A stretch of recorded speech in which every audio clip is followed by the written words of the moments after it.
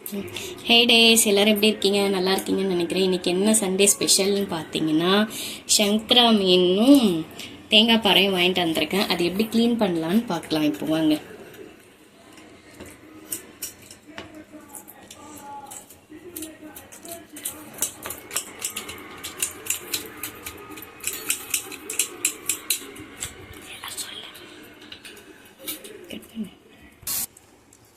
சங்கரா மீனும் கல்லுப்பு போட்டு நல்லா இப்படி பண்ணி வாஷ் பண்ணி எடுத்து வச்சுக்கோங்க. நான் அது ஃபஸ்ட்டு தேங்காய் பாறை வாஷ் பண்ணி எடுத்து வச்சிட்டேன். இது நெக்ஸ்ட் வந்து சங்கரா ஃபிஷ் வந்து குழம்புக்கு வாஷ் பண்ணிக்கிறேன்.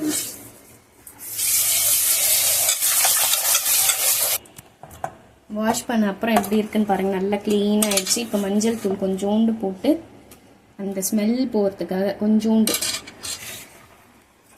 போட்டு ஒரு இது பரட்டி கொஞ்சம் நேரம் வச்சுட்டு அதுக்கப்புறம் நம்ம இப்போ மீன் குழம்பு செய்ய போகிறோம்.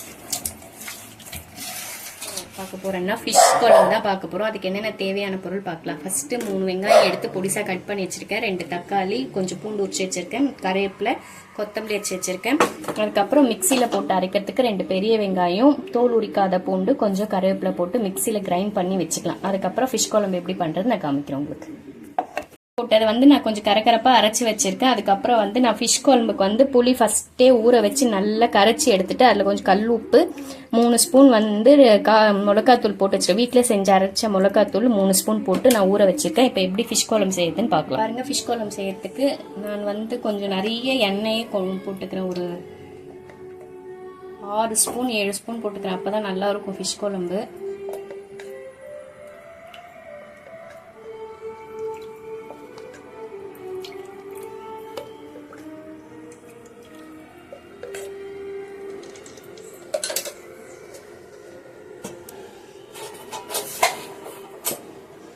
கொஞ்சோண்டு வெந்தயம் போட்டுக்கிறேன்.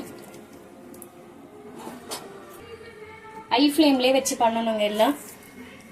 இப்போ வந்து நான் பூண்டு உரிச்சு வச்சேன் இல்லைங்களா, அதில் ஒன்றும் பாதியமாக நசுக்கி வச்சுக்கோங்க. நசுக்கிட்டு இப்போ பூண்டு போட்டுக்கோங்க.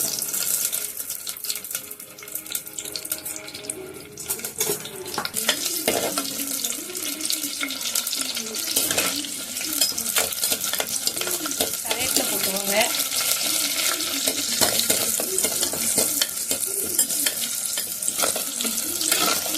கொஞ்சம் ஃப்ரை ஆனே, ரொம்ப ஃப்ரை ஆகக்கூடாது. இப்போ வந்து நான் வந்து வெங்காயம் போடுறேன்.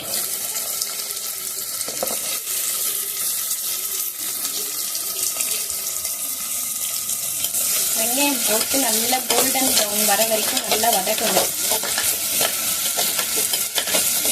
கோல்டன் ப்ரௌன் கலர் ஆயிடுச்சு. இப்போ வந்து நம்ம தக்காளி போட்டுக்கலாம். தக்காளி வந்து நான் 2 தக்காளி சொல்லியிருக்கேன். ஏன்னா ஏற்கனவே நம்ம புளி போட போகிறதுனால தக்காளி கம்மி பண்ணிக்கலாம். நம்ம கோல்டன் ப்ரௌனும் தக்காளியும் நல்லா வதங்கின பிறகு நம்ம மிக்சியில் அரைச்சி வச்சோம் இல்லைங்களா, அதையும் எடுத்து இதில் போட்டுக்கணும்.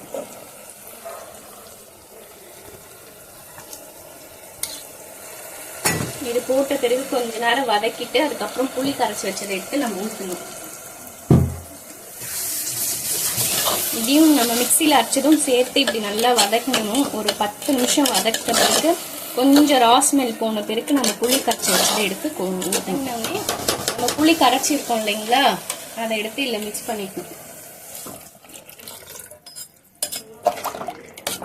இப்போ கொஞ்சம் எக்ஸ்ட்ரா கொஞ்சம் ஒரு கிளாஸ் தண்ணி ஊற்றிட்டு அதில் ஊற்றி நல்லா கொதிச்சுட்டு நம்மளுக்கு சுண்டிட்டு மேலே எண்ணெய் வறந்த பிறக்கும் நம்ம ஃபிஷ்ஷை போடணும். எல்லாத்தையும் ஊற்றிட்டேன், புளியெல்லாம் ஊற்றிட்டு எனக்கு உப்பு காரம் எல்லாம் கரெக்டாக இருக்குது. உங்களுக்கு உப்பு வேணுன்றவங்க நீங்கள் எக்ஸ்ட்ரா உப்பு போட்டுக்கலாம். எனக்கு உப்பு கரெக்டாக, என் பசங்களுக்கு வந்து காரம் உப்பு எல்லாமே கொஞ்சம் லிமிட்டடாக தான் போடும். அதனால எனக்கு எல்லாமே கரெக்டாக இருக்குது. நான் சொன்ன அளவு எல்லாமே கரெக்டாக இருக்குது. இதே மெத்தட் ஸ்டேஜில் வந்து நம்ம இப்போ ஃபிஷ் போட போகிறோம். பார்த்துக்கோங்க எப்படி இருக்குன்னு சொல்லிட்டு. இன்னைக்கு நான் சங்கரா மீன் தான் வாங்கியிருக்கேன்.